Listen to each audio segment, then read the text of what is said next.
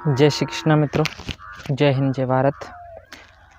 आज मैं आपसे ऐसी महान विभूति के बारे में बात करने वाला हूँ जिसने इस गांव की दिशा और दशा ही पलट दी। एक ऐसे महान पुरुष, एक ऐसे संत जो इस गांव में पधारे और इस गांव के लिए वो सब कुछ किया जो कोई कर नहीं सकता था। और आज उस महान पुरुष, उस संत, उस गुरुदेव को गांव वालों ने सिर्फ उनकी मंदिर तक, उनकी मूर्ति तक ही सीमित रख दिया। उनको एक तरीके से भुला दिया है, उनके विचारों को। आज जो कुछ भी हमारे गांव में है वो परम पूज्य गुरुदेव की ही बदौलत है। आप समझ गए होंगे कि मैं किन की बात करने वाला हूँ। आज बात करने वाला हूँ श्री 108 श्री नारायण गुरुदेव महाराज जी के बारे में। ये एक ऐसे महान विभूति थे, ऐसे महान संत थे जिनकी कृपा हमारे गांव पर हुई, गांव वालों पर हुई। और उसकी बदौलत कि आज गांव ने जो तरक्की की है उनके समय में रहते हुए वो कई आज धूमिल हो गई है। मित्रों, मेरी जो एजुकेशन, जो शिक्षा, स्कूली शिक्षा जो शुरुआत हुई थी उनके ही श्री चरणों से स्टार्ट हुई थी। कि जब मेरा दाखिला जब स्टार्टिंग में जब स्कूल में मेरा दाखिला करवाया था पिताश्री ने, तो उनकी ही सबसे पहले उनके ही चरण रज मुझे प्राप्त हुई थी। मुझे पिताश्री मेरे सबसे पहले स्कूल में जब एडमिशन करवाने गए थे तो पहली गुरुदेव की कुटिया में लेके गए थे। मुझे उनके विचार, उनके जो वो चाहते थे वो अभी तक मुझे याद है। जब वो उस समय और लोग गांव वालों के मुख से मैं सुना करता हूँ उनके किस प्रकार विचार थे, कैसे वो क्या करते थे। बहुत मित्रों, वो एक प्रकार के एक भगवान का ही एक अंश थे। उनको एक भाषाओं में भी सभी भाषाओं का उनको नॉलेज था। मुझे तो उनका ज़्यादा सानिध्य प्राप्त नहीं हो पाया, लेकिन गांव वालों को कई लोग हैं जो उनकी कृपा पात्र बने हुए हैं, और ज़्यादा से ज़्यादा सानिध्य प्राप्त किया कई लोगों ने। और आज उनकी जो लेवल है वो बहुत ही ऊंचा है और उनका जितना बखान किया जाए उतना ही कम है। लेकिन मैं इतना कहना चाहता हूँ मेरे गांव वालों मित्रों से कि हमें उनको भुलाना नहीं चाहिए। उनको सिर्फ मंदिर तक सीमित नहीं रखना चाहिए कि हमने उनकी मूर्ति बनवा दी है, उनकी हम पूजा अर्चन कर रहे हैं, ठीक है, लेकिन उनका उद्देश्य क्या था इस गांव के प्रति। मैं आपको याद दिला दूं, जहाँ तक मुझे थोड़ा बहुत नॉलेज है, ज्ञान है, उन्होंने कहा था और मैंने सुना भी है गांव वालों के मुंह से कि मैं एक दिन, श्री गुरुदेव जी की वाणी बता रहा हूँ मैं ये, गुरुदेव जी कहा करते थे कि एक दिन मैं इस ग्राम चितौड़ा को तीर्थ स्थल में बदल दूंगा। अब समझ पा रहे हैं उनकी भावना क्या होगी, कि इतनी अच्छी सोच थी उनकी अब इस गांव के प्रति। सभी समाज के, ऐसे नहीं इसी गांव, सभी जो, और उन दोस्तों कि इस गांव में लोग, सैकड़ों लोग यहाँ पर उनसे कृपा पाने के लिए आते थे। यहाँ पर कई असाध्य रोगों का उनके पास निवारण हो जाया करता था। कैंसर जैसी बीमारियाँ कई यहाँ पर ख़त्म हुई है। भयानक बीमारियाँ जो होती, लाइलाज होती हैं, उनका इलाज उनके पास था। कई घटनाएं ऐसी हुई है जो लोगों के मुखों से मैंने सुनी और मैंने देखी भी है। एक घटना ऐसी हुई थी कि करंट लग गया था वहीं पर मंदिर के पास में एक व्यक्ति को। एकदम व्यक्ति के शरीर में कुछ नहीं बचा था, लेकिन भगवान गुरुदेव की कृपा इतनी रही कि वो उसको कुछ नहीं हुआ। मरा हुआ व्यक्ति जिंदा हो गया है। ये उस समय की बात है, ठीक है। कुछ बातें ऐसी है जो मैंने बुजुर्गों के मुंह से यहाँ सुनी है। कई घटनाएं हैं, भगवान उनको ना बुलाते तो आज इस गांव का नक्शा कुछ और ही होता।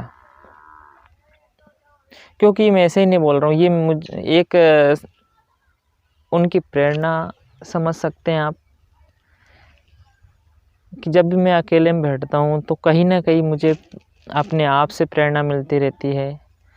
कहीं ऐसे तो आप ये समझ सकते हैं कि मुझे गुरुदेव की प्रेरणा मिली है कि उनके जो कार्य रुक गए हैं, गांव के प्रति जो उनको कार्य करने थे वो रुके, वो हमें करना चाहिए। अब गांव वालों को करना चाहिए, गांव वालों को इस ओर ध्यान देना चाहिए कि गुरुदेव ने कौन कौन से कार्य इस गांव के लिए सोचे थे, गांव के विकास के लिए सोचे थे, उन कार्यों को आगे बढ़ाना चाहिए। आपको पता होगा ग्राम चितौड़ा में बच्चों के बैठने के लिए भी जो स्कूल मतलब बैठने के लिए छत नहीं थी। हमारे गांव में बच्चों के बैठने के लिए जगह नहीं थी। तो मित्रों, सबसे पहले शिक्षा का आरंभ भी हमारे गुरुदेव ने ही यहाँ स्टार्ट करवाया था, और ऐसा स्टार्ट करवाया था कि उन्होंने अपनी कुटिया दान कर, मतलब अपना जो मकान बनवाया था, ठीक है ना, वो बच्चों को समर्पित कर दिया था कि बच्चे इसमें पढ़ेंगे। और कई सालों तक उनके जो कुटिया है, उनका जो भवन है गुरुदेव का, उसमें बच्चों को पढ़ाया गया और अभी भी उसमें बच्चे पढ़ते हैं। एक सरस्वती शिशु मंदिर नाम से स्कूल है, वो उसमें पढ़ते, उसका कोई किराया वगैरह नहीं है। तो गुरुदेव के तो बहुत महान विचार, उन्होंने एजुकेशन पे बहुत ध्यान दिया। जब वो थे उस समय किसी प्रकार के यहाँ से कोई बच्चा प्राइवेट स्कूल में पढ़ने के लिए नहीं जाते थे, वो बहुत ध्यान देते थे। सरकारी स्कूल के जो टीचर होते थे वो टाइम टू टाइम आते थे, नहीं आते थे तो उनको ध्यान रखते थे कोई आ रहा है नहीं आ रहा है। उन्हीं की कृपा रही कि यहाँ पर गौशाला का निर्माण हुआ, आदि कई कार्य यहाँ पर ग्राम चितौड़ा में हुए। आपको पता होगा कि लगभग 16 बीघा ज़मीन उनके नाम से ग्राम चितौड़ा में है, जो गौशाला के नाम पर 6 बीघा और भगवान हनुमान जी के मंदिर के नाम पर 10 बीघा है। और उन्होंने कहा था कि इस क्षेत्र को मैं, मतलब चितौड़ा ग्राम को जहाँ गौशाला बनी हुई, वहाँ उस जगह को मैं तीर्थ स्थल में बदल दूँगा। वहाँ पर गौशाला का निर्माण कराया गया। वहाँ पर अभी फ़िलहाल में स्कूल भी चल रहा है, और वहीं पर भगवान हनुमान जी के मंदिर के नाम की ज़मीन भी अवेलेबल है। और उसी जगह पर गुरुदेव ने श्री कृष्ण भगवान का मंदिर भी बनाने का एक विचार प्रस्तुत किया था, और बोला था कि हम यहाँ पर एक गोपाल कृष्ण भगवान का एक मंदिर का निर्माण करें, क्योंकि वहाँ पे गौशाला है और गौ कृष्ण भगवान को बहुत प्यारी है, इसलिए उन्होंने वहाँ पे एक मंदिर का निर्माण करने का बोला था, ठीक है। लेकिन ये बात जब चल रही थी तो कुछ दिन बाद ही वो भगवान श्री चरणों में लीन हो गए, बैकुंठ धाम सिधार गए। जो विकास कार्य उनके कार्यकाल में हुआ, उन्होंने जो करवाया वो सब ठप हो गए। शिक्षा के क्षेत्र में टोटल ही गांव की स्थिति खराब हो गई। सरकारी स्कूल टोटली कोई पढ़ाई नहीं, स्कूल बंद होने की कगार पे है। वो तो भगवान की इच्छा अनुसार या प्रेरणा अनुसार अच्छा हुआ कि मैंने कोरोना काल में यहाँ आया और यहाँ की स्थिति मैंने देखी, तो बहुत ही बद से बदतर हो चुकी थी। तो प्रेरणा दी बच्चों को और स्कूल में थोड़ा बहुत पढ़ाया तो उसमें जनसंख्या बढ़ी। तो ये कार्य तो मैंने गुरुदेव के कार्य को ही मैंने आगे बढ़ाया, या फिर उनके प्रेरणा अनुसार आगे बढ़ाया, कि वो भी चाहते थे कि गांव शिक्षित हो, समाज शिक्षित हो। अब आती बात गौशाला की। तो जो गौशाला है उसकी तरफ भी कोई ध्यान नहीं दे रहा है। गुरुजी ने बनवा दी है, और आप समझ सकते हो बहुत जगह है, कम जगह नहीं होती है। 6 बीघा जगह में जगह दे रखी है, बाउंड्री खींची हुई है चारों तरफ से, गौशाला का निर्माण भी हुआ है। तो लेकिन उसकी प्रगति नहीं हो पा रही गौशाला की। जो होना चाहिए थी। जैसे कि मान लो वहाँ की जो फैसिलिटीज़ होती है गौशाला में, वो पूरी तरह से उपलब्ध हो। दान मतलब गांव के एरिया में जितनी भटकती हुई गायें हैं वो वहाँ पर दी जाए, और साथ ही साथ गांव वालों का भी कुछ उधर ध्यान होना चाहिए। गाँव मेरे हिसाब में बहुत ही मतलब सुस्त हो गए हैं इन कार्यों के प्रति गांव वाले। कोई अच्छे कार्य के लिए कोई आगे आना ही नहीं चाहता है।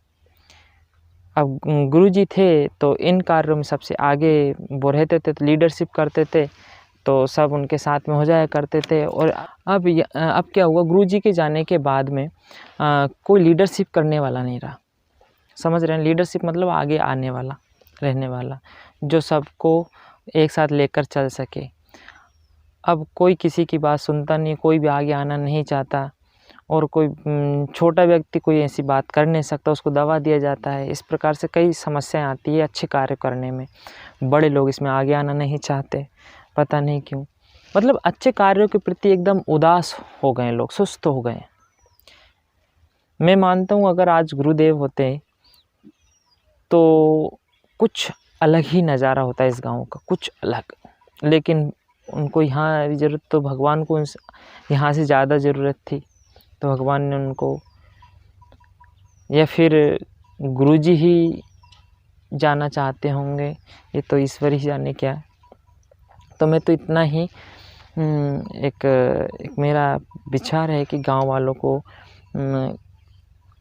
गुरुजी की जो विचार थे उन पद चिन्हों पर चलकर आगे गांव के विकास में कुछ करना चाहिए, अच्छे कार्यों को बढ़ावा देना चाहिए। गुरुजी ने समाज के लिए अध्यात्म के क्षेत्र में, शिक्षा के क्षेत्र में आदि के मतलब समाज का डेवलपमेंट करने के लिए आदि प्रकार से उन्होंने कार्य किए। यहाँ पर उनके ऐसे कार्यों से हमारे गांव के मतलब भाग उदय कर दिए, चार चांद लगा दिए थे उन्होंने। लेकिन उनके जाने के बाद सब कुछ वापस लुप्त सा हो गया। आपको पता होगा मित्रों, जो आज संकट मोचन हनुमान मंदिर है वो उनकी ही कृपा है, और जो मूर्ति आज विराजमान है मंदिर में वो ही लाए थे अपने साथ में, और इन्हीं के कर कमलों से यहाँ विराजमान है आज चितौड़ा ग्राम में। अब मैं क्या बताऊँ उन्होंने क्या क्या किया। बखान करना इतना सरल नहीं है, तो वो कई भाषाओं के ज्ञाता थे, कई भाषाएं उनको आते थे। उन्होंने कई बिगड़े लोगों को भी सुधारा है। मतलब जो गांव में उदंडी लोग होते हैं ना, उनको भी सीधे रास्ते लाए हैं वो।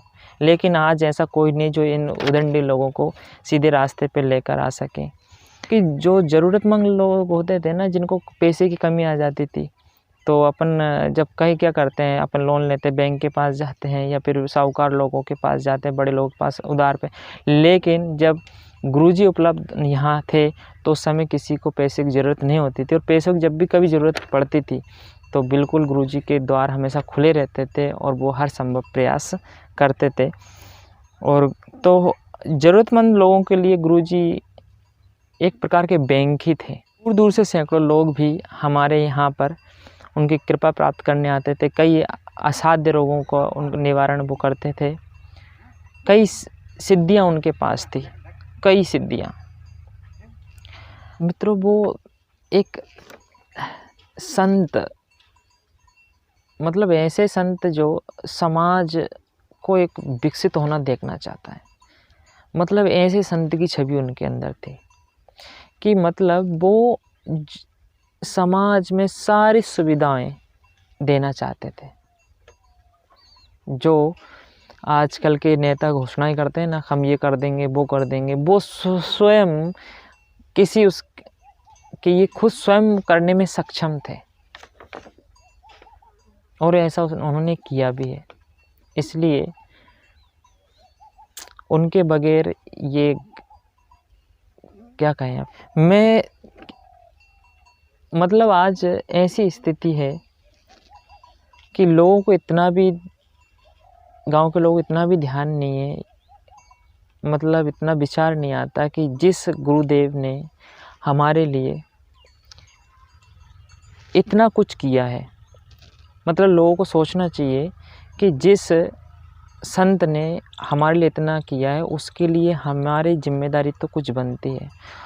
उन तक पहुंचने के लिए, मतलब उनके मंदिर तक पहुंचने के लिए, हनुमान जी महाराज के मंदिर तक पहुंचने के लिए, मित्रों हमारे गुरुदेव का मंदिर भी बना हुआ है, उनकी मूर्ति बनी हुई है मंदिर में, और हनुमान जी महाराज के जस्ट पास में है।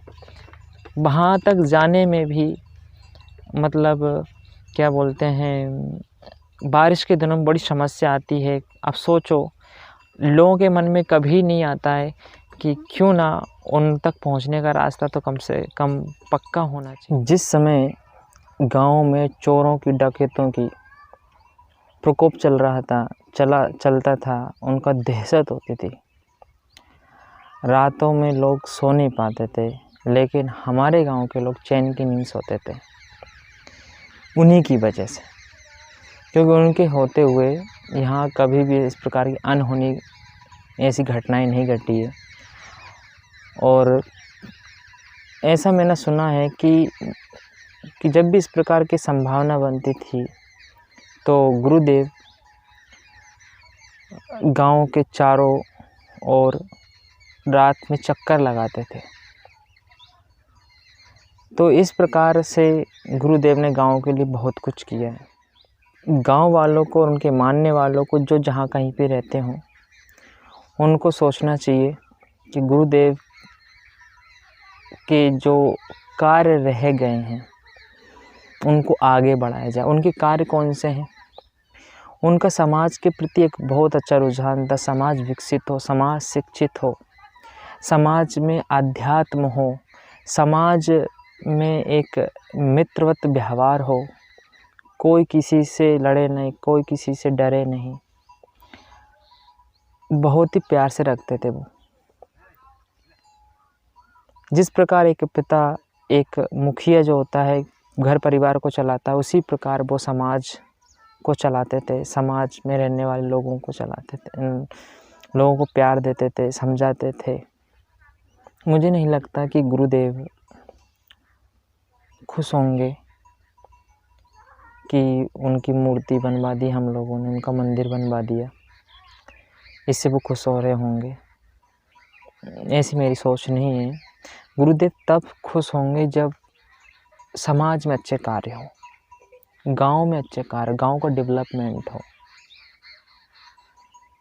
उनके द्वारा बनाई गई गौशाला और उन्नति करें, ये ग्राम चितौड़ा एक तीर्थ स्थल में बदल जाए, तब जाके गुरुदेव प्रसन्न होंगे, तब हनुमान जी महाराज की कृपा हमारे गांव पर बरसेगी। तो हमें हमारे गांव वालों को इस ओर ध्यान देना चाहिए। मित्रों, आज अगर गुरुदेव होते तो आज मेरा गांव, ये ग्राम चितौड़ा, मध्य प्रदेश में उच्च स्तर के गांव में आज होता।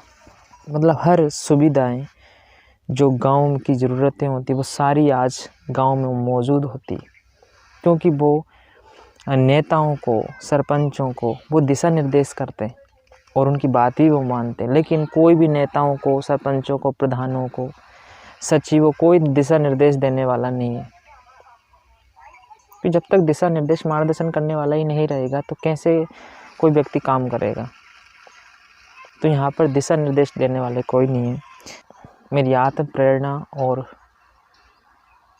गुरुदेव, सदगुरुदेव भगवान की प्रेरणा से ही मैं ऐसे कार्यों में संलग्न रहता हूँ और ऐसे मुद्दों को मैं उठाता हूँ। और तो लोगों को जैसा उचित लगे वैसा अपना मेरे प्रति बना लेते हैं, लेकिन मुझसे इससे कोई फ़र्क नहीं पड़ता है कि लोग क्या सोच रहे हैं। मैं अपना काम करता हूँ।